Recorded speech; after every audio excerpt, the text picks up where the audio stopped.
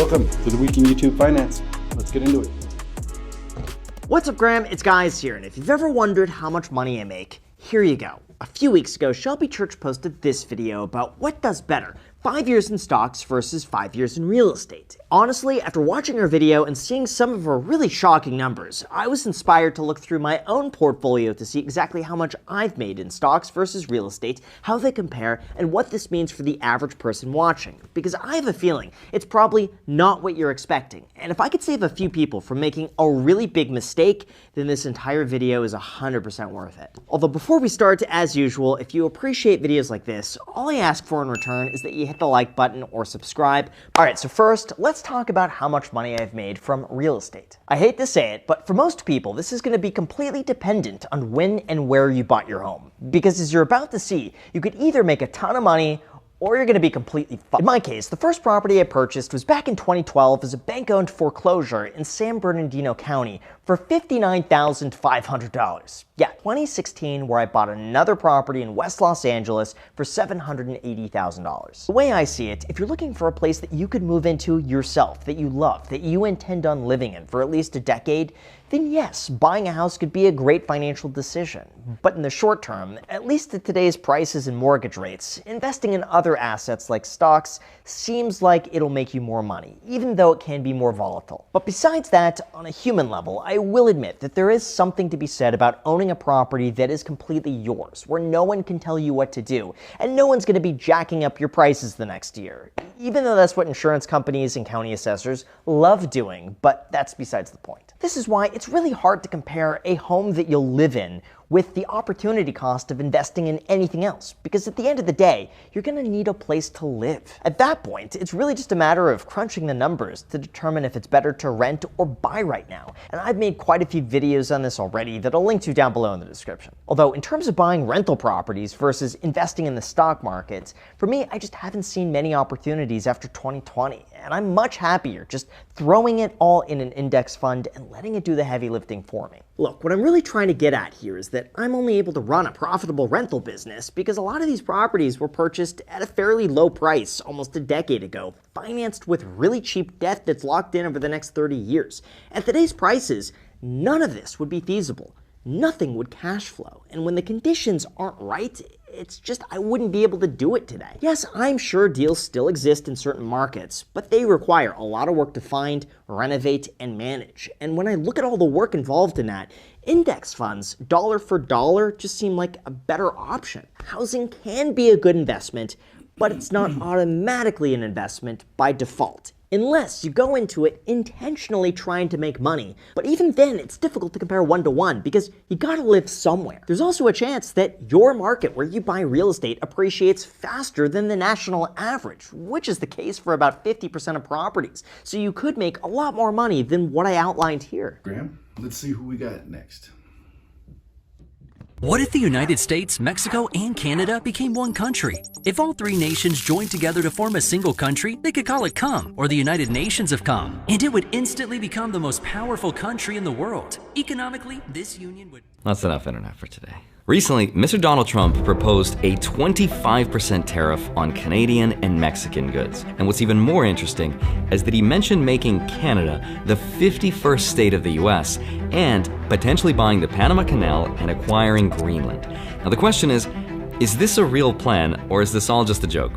Now, to understand what's going on, I want to explain some of the political and economic backgrounds of what tariffs are and how we've used them in the past, and this will help explain why Mr. Trump is thinking of doing all of this. Now, a tariff is essentially a tax on imported goods. When a country imposes a tariff, it makes international products more expensive. Now, the idea is to get people to buy products made in the home country instead, which can protect local industries and jobs. So for example, if the US places a 25% tariff on Canadian lumber, American companies that buy Canadian lumber would have to pay an extra 25% on top of their original price. And that might discourage them from doing so in the future. Now historically though, that was the main way the United States used to make money. Before the introduction of income taxes in 1913, the federal government was almost exclusively funded through tariffs.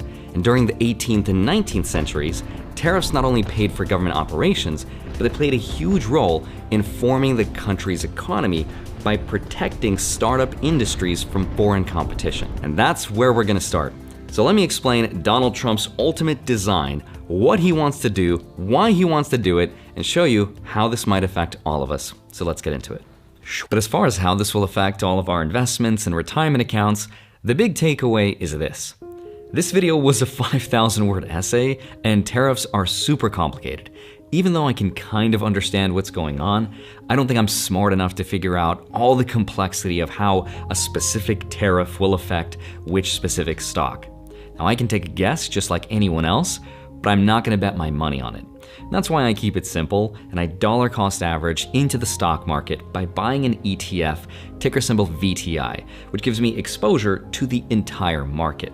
That way, I'm not trying to pick winners and losers, because whether it's tech or consumer staples, this ETF has a piece of everything. And over the long term, as long as the US economy is growing, it's been a winning strategy.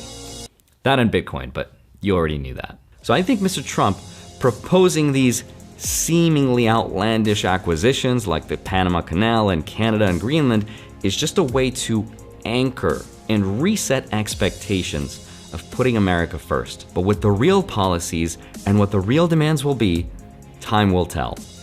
Attention is the ultimate asset. Yeah. These social platforms have the attention. We're gonna now shop in that environment. That's gonna affect media, that's gonna affect retail, and that's gonna affect the product service industry. There's no shot that Meta, TikTok, YouTube, Google are not gonna be yelling and screaming about this. X will have this. This is too big, it's happened. So what's a live event? Is this different than QVC shopping? Not really. Yeah. I mean, it's really, when this is the year, next year, this is gonna be a huge topic for everybody who watches this program, and you'll be talking about this. It really is QVC on social. Other than the way the algorithms work in social now, when a person or a company goes live, they're gonna find audiences. The algo's gonna bring it to you. So obviously, QVC, home shopping, that were in the 80s, the consumer had to click and go there. Mm-hmm. The fact that I'm gonna be in my feed and then boom, there's a live shopping event, and boom, the algo knows that I like t-shirts or vitamins or beauty, and I get it, that's gonna be a big factor. Can I just say, you're gonna have to sell me on the live events, because I already buy a lot of stuff on Instagram. Yes. Where it's a pretty effective ad. It's yes. flashy, it shows me how it works. Yes. The video makes me think, yeah, I want this. I don't know if I want somebody talking at me saying, hey, buy this product, you've got this much time to do that. Sell me on this. Why do I need something more than what's already selling me on Instagram?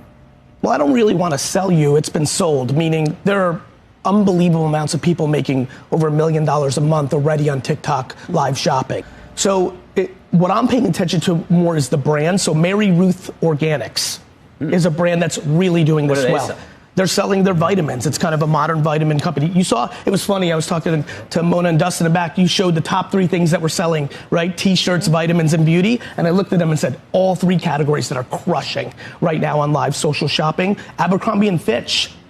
I don't know if you're paying attention, that they're getting a reboot. And then there's also, I think you guys covered this on, I don't know if specifically you, but Chili's, the restaurant company, there was one TikTok, this is not live social shopping, this is just social. Mm-hmm. One TikTok that went viral that represented 40% of its Q3 growth.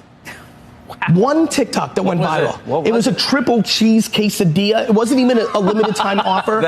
Again, mango gummies, private label mango gummies from Walgreens, the ocean spray thing that was well covered. Yeah. We have to go, but I have to make a point. Please. Which is that one of the, what do you call it, postmortems on the election? Yes. Was that the Trump administration understood TikTok in a way that Biden, the Trump campaign in a way that Biden didn't. And I think what you're talking about now is investors need to understand it. The battleground on social will impact every single stock on the market. Cool. Well, thanks, Gary. Much appreciated. Always love Gary's stuff. What do you think? Let me know in the comments below.